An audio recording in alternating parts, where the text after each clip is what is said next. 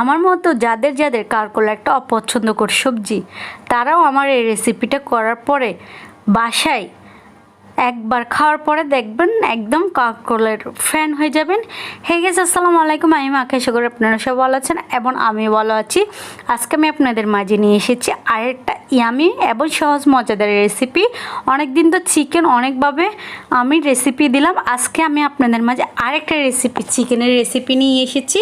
চলেন আজকে রেসিপিটা শুরু করা যাক। প্রথম আমি হাঁড়িতে তেল গরম করে এরপরে দিয়ে দিলাম পেঁয়াজ কুচি। পেঁয়াজ ভাজার পর এরপর দিয়ে দিলাম আপনার তেজপাতা দেওয়ার পর আপনার দিয়ে দিব দারচিনি, এলাচ, জিরা একটু বেটে নিয়েছি। এরপরে দিব আপনার আদা বাটা, দিয়ে দিব রসুন বাটা 1 চামচ বা 1.5 চামচের মতো করে, যতটুকু পরিমাণে মাংস নিয়েছি ওই অনুযায়ী নিয়েছি। এবার কিছুক্ষণ তেলের মধ্যে ভালোভাবে একদম ভেজে নিব, কষিয়ে নিব।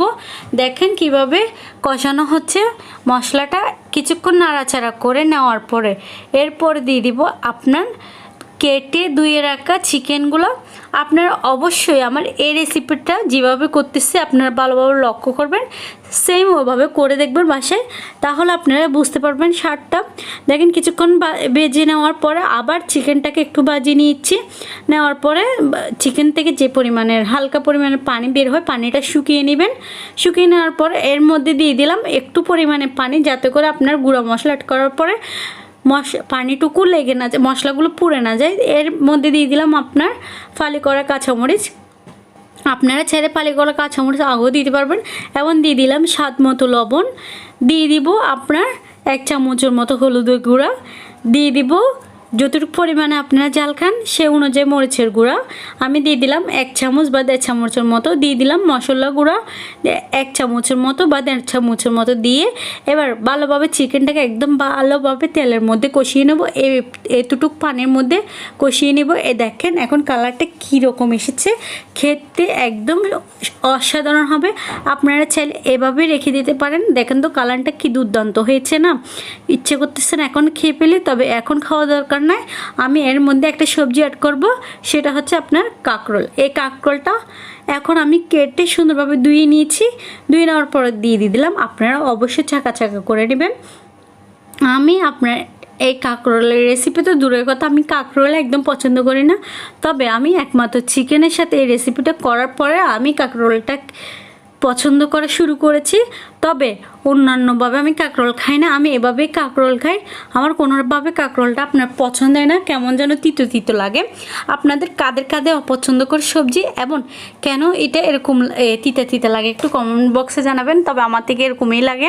দেখেন কথা বলতে বলতে একটু কষিয়ে নিচ্ছি। কষানো শেষ আমার, একটু কয়েক মিনিটের মতো আপনি কষিয়ে নেওয়ার পরে যখন আপনার কাঁকরোলটা একটু মানে আপনার 50-50 সিদ্ধ হয়ে আসবে, এ পর্যায়ে এসে আমি কি করব, এর মধ্যে আপনার যে পরিমাণে ঝোল লাগবে ওই ঝোলটা দিয়ে দিব।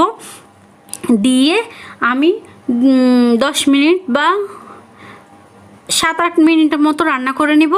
আরেকটা কথা আপনাদেরকে আমি বলতে চাচ্ছি, আজকে আমি আরেকটা কথা আপনাদের সাথে বলবো।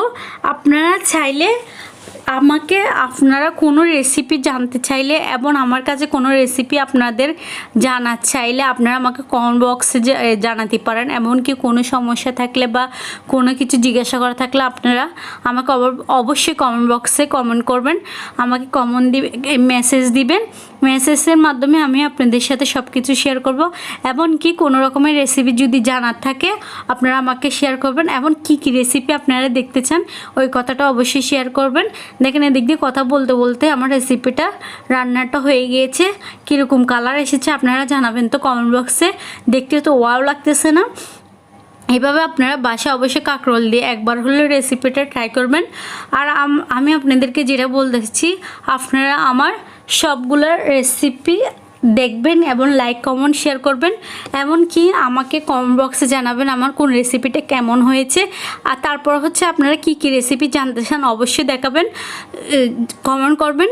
কমেন্টে আমি আপনাদেরকে রেসিপি দেওয়ার ট্রাই করব। যে কোনো রেসিপি যদি আপনাদের প্রয়োজন হয় আমাকে কমেন্ট করলে আমি আপনাদের সাথে সাথে রেসিপিটা দেওয়ার চেষ্টা করব।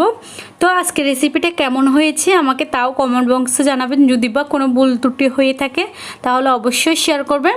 যদি আমার রেসিপিটা আপনাদের থেকে যদি ভালো লেগে থাকে তাহলে লাইক কমেন্ট সাবস্ক্রাইব করে দিবেন এবং আমার অন্যান্য চ্যানেলগুলো একটু দেখে আসবেন।